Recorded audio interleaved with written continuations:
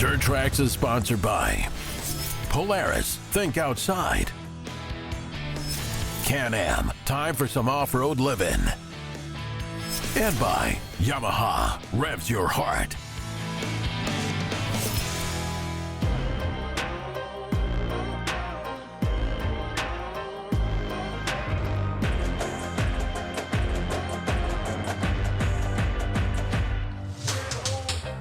You know, a lot of the times when we get a brand new utility side-by-side like this Ranger XP 1000, we show you a whole lot about how it rides, but only a little bit about how hard it works. And today, I'm gonna completely flip that script.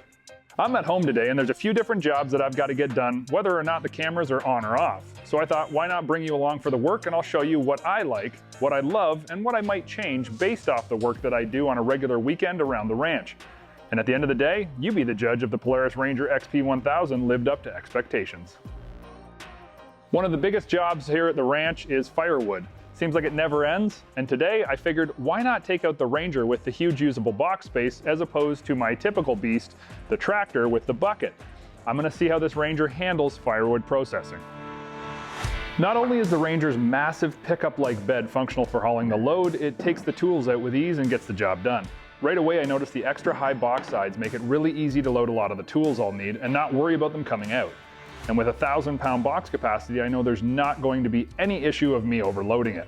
Riding out to where the logs are is smooth, thanks to the 11 inches of suspension on all four corners, and the 13 inches of ground clearance lets me go over just about anything on my way.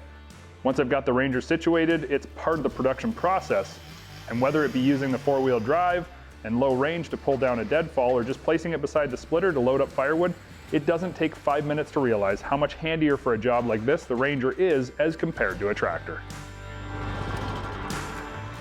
You know, it's pretty surprising when you got a full load of logs on the Ranger. While yes, it does notice that there's a load there, it doesn't hesitate for a second on steep inclines or even around tight turns where the engine is really working hard. In low range, this Ranger's 82 horsepower produced from the 999cc twin is strong, but what I think is even more impressive and not quantified by Polaris is the torque. The CVT tranny puts that power to the ground in a way that's not jerky or uncomfortable, and when you're trying to fit in an extra 5, 10, or okay, more like 20 extra pieces of firewood, you want it to stay put and not have to go back and pick it all up. Now, if I really wanted to maximize my time in the bush, I'd probably look at hooking on a trailer to the included 2-inch hitch receiver and load that trailer up with up to 2,500 pounds, which is the towing capacity, and I'd be pulling double duty. Now, when the firewood's finished, the maintenance part of my day comes around, and when it comes to the fence line or even just general yard cleanup, the Ranger truly is the perfect sidekick. I've got all kinds of storage room in the cab for all the tools that I need to keep the fence in good condition. Whether it's my gloves, hammer and fence staples, or a measuring tape, side cutters, and flat blades, there's no shortage of places to put things that I'll need. There's a handy USB port for keeping my phone charged. Well, let's be honest, it's for keeping my tunes playing, because it can be a little boring by yourself. I also appreciate the ease of sliding on through into the other side depending on how tight you might have to be for entry and exit. The space in the cab is huge, and if it's 1, 2, or 3 passengers, there's ample room. Now, obviously heading out for a ride after a hard day's work is important, and the Ranger has always delivered an excellent ride. That's one area they always stand out, and this new 2023 Ranger XP 1000 is absolutely no different. When it comes to the complaints department, I really don't have too many.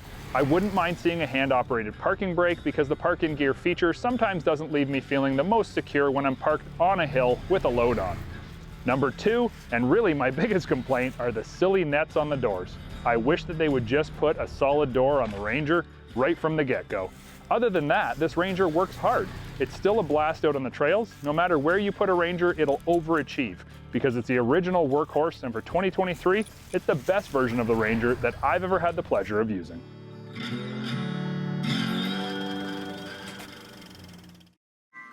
Trax is sponsored by MBRP Performance Exhaust, built for the victory lap. It's certainly been a minute since I've had an opportunity to test a Polaris ATV. We spend so much time talking about side-by-sides that sometimes you can even forget there is a full lineup of ATVs available from Polaris. The top of the line model is the one I have right here, the Sportsman XP 1000, and this one is called the Ultimate Trail Edition.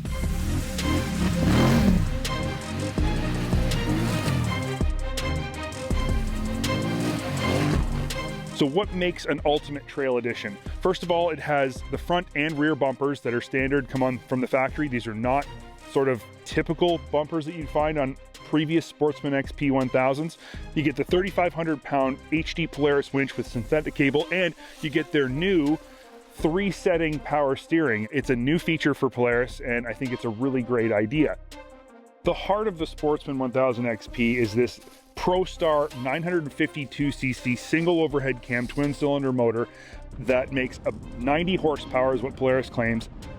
This engine is an absolute powerhouse. It's one thing after getting back on this vehicle after having not ridden one for a while that stood out to me immediately and actually kind of blew my mind was how incredible 90 horsepower feels in a vehicle that's this small and light. Now I say small and light, this is actually a really big and heavy ATV, but compared to other models that Polaris makes that have this 90 horsepower engine in it, they're all side-by-sides, which are considerably bigger and heavier. And there's one thing that actually makes this motor a little bit more manageable, and that is 3 power modes. So this is a drive-by-wire throttle. It is not a cable throttle. I've said this many times before though, Polaris does a drive-by-wire throttle better than anybody else. But what the drive-by-wire throttle allows you to have is multiple drive modes. So down here we have work, and that really mellows things out. Doesn't accelerate hard, it's not abrupt, it's very smooth. And if you're out riding rocky trails or tight trails, I would actually use work mode. I would put it in that mode because it makes it so much easier to manage. Then you go into standard mode, which gives you full power, but it smoothens out the acceleration curve. So the throttle curve is much more linear than in sport mode, which is the next one, or performance is what Polaris calls it. But standard mode is where I ride this vehicle 99% of the time. If there's one thing I've learned over the years doing what I do, it's that you can have all the power in the world, but if you don't have a chassis and suspension that can handle it and make it livable, then you really don't have anything at all. And that's one place Polaris is legendary for smooth ride and excellent handling on all of their ATVs. And this one certainly is the pinnacle of their ride and handling. It's got sealed arched dual A-arms front and rear. Up front you get 9 inches of travel, out back you get 10.25 inches of travel, and all of it translates into about 12 inches of ground clearance. But what I notice most about this setup is how plush it rides. But when you get into the technical stuff, the articulation of the suspension is amazing. It's really an amazing thing to feel when you're going fast, even when you're going slow, how great Polaris has the suspension tuned. And the truth of the matter is, it really is all about Polaris's tuning, because the shocks are just standard steel-bodied gas shocks with snail cam type preload adjuster. They're nothing special at all, but they've been tuned expertly. And at the back, they actually have what's called rolled IRS. So the IRS, the A-arms are actually sort of on an angle forward. And what that does is change the way that the tires, the wheels, as they move through their travel, they actually move away from the bump. What it does is it slows down the impact of the wheel into the bump and softens out that impact in the rear end. It causes the rear end to bounce or to buck up way less. And it's something Polaris has been doing on their ATVs and side-by-sides for a long time, on their snowmobiles up front for a long time. It works, and it works excellent here. Now, I'm not gonna lie, when I saw these Duro Power Grip tires, the name Power Grip kind of threw me off. It sounded cheap. It sounded kind of like, for a vehicle of this caliber, it should have a better tire. But after using these tires, I am super impressed. They are 27-inch tires. They're not a square pattern, so you've got wider ones on the back than the front. Something to keep in mind if you're gonna replace them. They're 14-inch rims, but these tires are unbelievable for grip. They get so much traction, hard dirt, loose dirt. Haven't spent a lot of time in the mud, but the muddy sections I've been in, they got awesome traction in the mud. They clear mud really well. I can't say enough about how much I like it, how good it works. I don't have anything bad to say about it in terms of its performance. Ride and handling, comfort, obviously the engine, how all of the features function, and then its utility purposes as well with the storage and the racks. This really is just a really well-built, well-thought-out ATV that excels, will go beyond your expectations in pretty much every aspect. So if you're in the market for a new ATV, if you haven't looked at the XP 1000 from Polaris, you're really doing yourself a disservice, especially if you're shopping in that big bore category. Check one out, go sit on it. If you can get a chance, go ride one. And before I finish this, start it up and listen to it, because they sound better than any ATV on the market, in my opinion.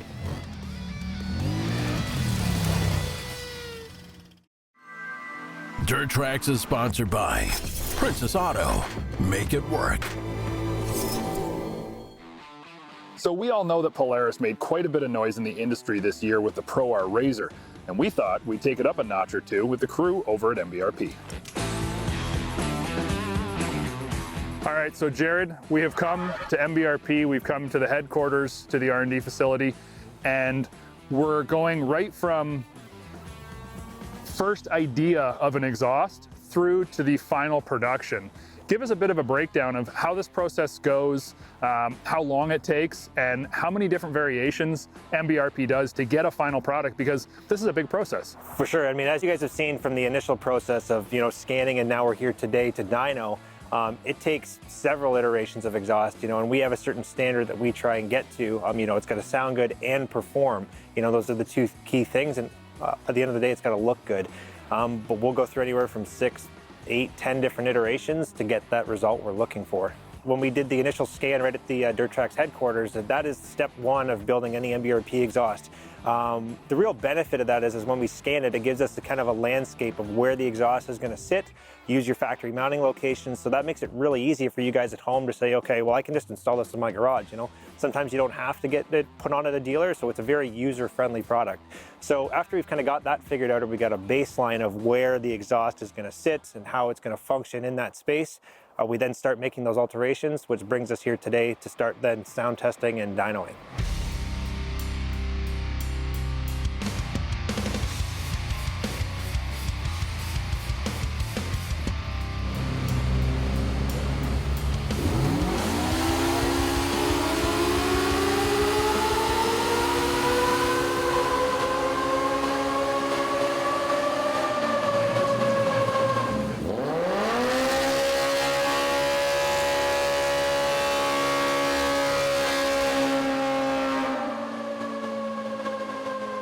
And one of the hallmarks of MBRP products is always that they have to do better than stock. You guys don't require a fuel programmer, you don't require an intake. It's always bolt-on performance, and that's one of the things that I really like, because there's a lot of other manufacturers that require you to do a whole lot more to get the gains they're telling you will come from an exhaust. This exhaust made horsepower, we saw it on the dyno. Doesn't matter how the dyno's set, we know from stock to MBRP, it made about 2.5 extra horsepower, and that's pretty impressive based on the fact that this is a really high performance motor and they're pulling a lot from it. So just sort of tell us about why that's so important and why Martin's always made that one of his kind of key staples of this company. Absolutely. One of the key staples of MBRP is making power at MBRP, and that goes back to way back in the diesel days, and that's something we still carry all the way through the process today, is making sure that it does perform. I think anybody can really build a loud exhaust, but to have it sound good and make that extra horsepower without the tuning or clutching or anything else needed is something our end enthusiasts can really appreciate. So some of the hallmarks of MBRP that I really appreciate are the fact that you can bolt this exhaust directly on at home. You use your stock mounting locations, and you don't need to read a huge instruction manual on how to get this thing on there. That's important. Number two is that once you've bolted it on, it's bolt-on horsepower. You don't need to do anything else. It's set it and forget it. Number three is that this product is North American made right here, like 300 feet from where I'm standing. And to me, that's very important, because you guys have the material on site, you have the know-how, you have the production facility, you do everything right here. This isn't made in China and then shipped to your door. This is made in Canada, in North America, and it's a high quality product. And I really appreciate that, because there's truthfully a lot of junk out on the market. Yeah, absolutely. And I mean, as you can see from our design process, that a lot of our changes and everything are made right here on site. We have a team of 130 very skilled team members, and that are building these products day in and day out. So very happy to offer that right here in Canada. So Jared, you have taken us from initial idea all the way through to a finished product. The only thing I got left to do is take this thing home and put some testing on it, put some miles on, and see how it feels, see how it sounds. Most importantly, how it sounds, because just driving it at the garage here sounds so flipping awesome. I mean, this thing, a 2-liter inline 4. Yeah. Nobody's ever had this sound in off-road before, so this is super cool. Yeah, absolutely. I think we can all agree this thing is just absolutely ridiculous of how, what it is. I mean, so yeah, 4-cylinder engine, and now you got your MBRP exhaust on it, so I can't wait to see what you have to say about it. Yeah, I think it's gonna sound great, and I'm excited to put it on the trail, so let's go do that. Right on.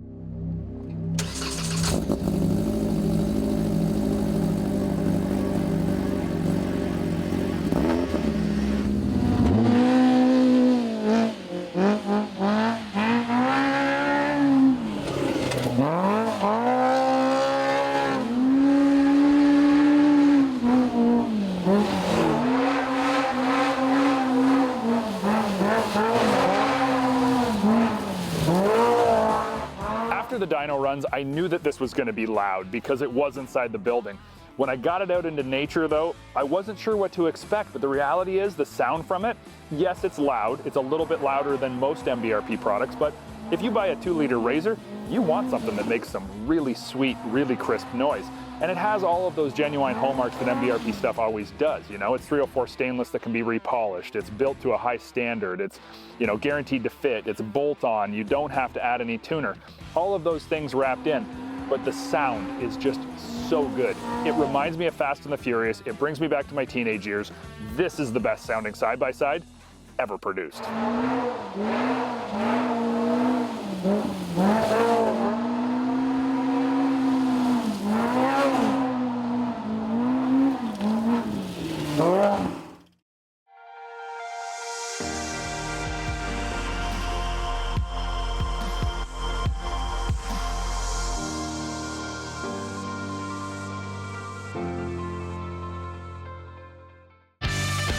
Dirt Trax has been sponsored by Hercules Tire, ride on our strength.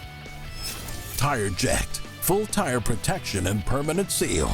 And by Mad Ramps, leave the trailer and go.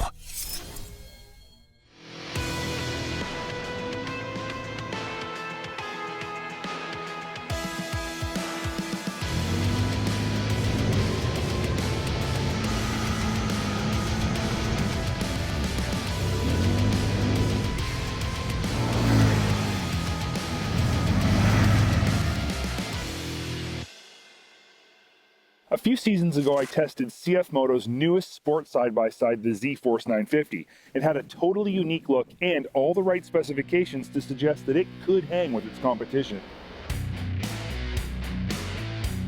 However, during testing, I found a few areas that were a bit of a letdown and really held the 950 back.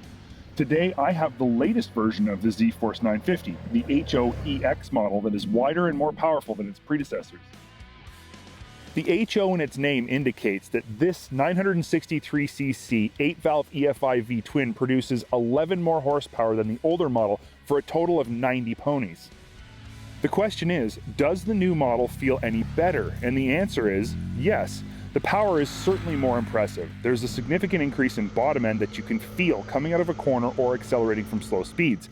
I don't feel like top end improved much, but for general trail riding, the HO is definitely the way to go. It also sounds amazing. What's even more impressive though is the clutching. CFMOTO has partnered with CVTech for many years, and CVTech is known for producing some of the highest quality, best performing clutches money can buy. And here, that high quality and excellent tuning has resulted in shifting performance that is near perfect. When you're on and off the throttle, the back shifting is incredibly precise. Taking off from a stop is perfectly smooth and linear. I can't say anything negative here. The 950 HO-EX is equipped with double A-arms up front and trailing arms in the rear, both producing 11 inches of travel. Now the Sport model comes in at 60 inches wide. If you want a 64-inch stance, you have to move up to the EX model like we have here. All four corners are damped by compression and rebound adjustable shocks with dual rate springs. The older 950 suspension felt way too stiff and offered up an overly harsh ride on bumps both big and small. This 2022 model has improved just slightly. Smaller bumps don't overwork the suspension as easily and bigger bumps aren't nearly as harsh. With that said, I wouldn't describe the overall ride quality as plush, especially not at higher speeds. However, again, at slower, more average trail speeds, the ride is pretty good. Now we need to talk about handling. This was one area the previous 950 was a bit of a letdown, and this newer model is only slightly better. The power steering is excellent. It gives the right amount of assist at slower speeds and pulls the assist back as speeds increase, but turn-in feels too quick sometimes but too slow others.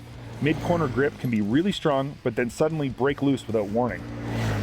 It's simply not predictable at higher speeds.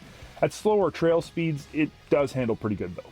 Other things I really like about the 950 HO are the gauge. It's small but very bright and sharp and incredibly easy to read. It's one of the best gauges in the business, really. The doors are also excellent because they include a lower half that protects you and your passenger from mud and water really well.